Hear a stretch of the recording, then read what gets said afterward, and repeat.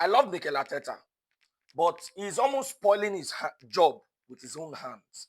All the good works that he has been doing for us now over the past five and a half years, he's almost spoiling it with his own hands. Now, yesterday, I still, till now, I still do not see any reason why Merino, Rice, and Zubimendi will be starting in the midfield when we have Eze on the bench as an attacking midfielder.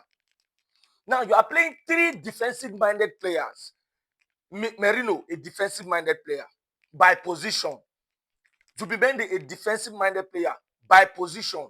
Declan Rice, a defensive-minded player by position. In a midfield and in a match, in a must-win match like Manchester City, a match that is open for you to get all 3 points. Then early in the game, you considered one goal. That's not a problem. That's not a problem to consider an early goal. Then what do you do next? You left that midfield all through the whole first half. You could not make anything until the second half. Before you could take out Merino and bring in Eze. Why did you have to wait till the end of first half before you could take out one person inside the three of them?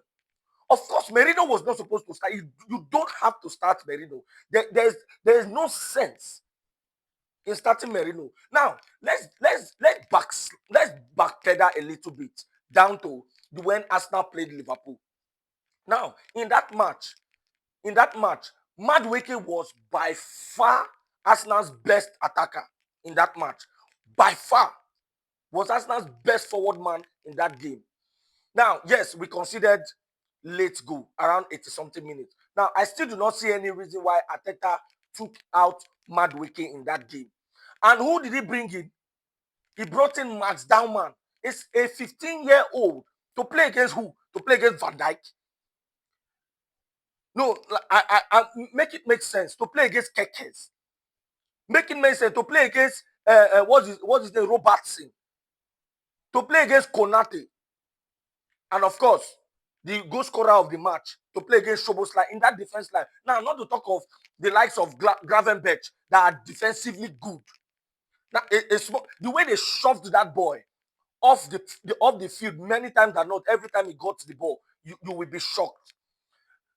Now, this shows how, and I don't want to say inexperienced, but this shows how Mikel Arteta is using his hand to destroy the work that he has been doing over the past 5-6 years. And if he continues like this and Arsenal go all through this season without winning a title, then Mikel Arteta will find himself losing his job. And that's just the truth. I like Mikel Arteta as Arsenal's coach. I like that he has made Arsenal competitive over the past years.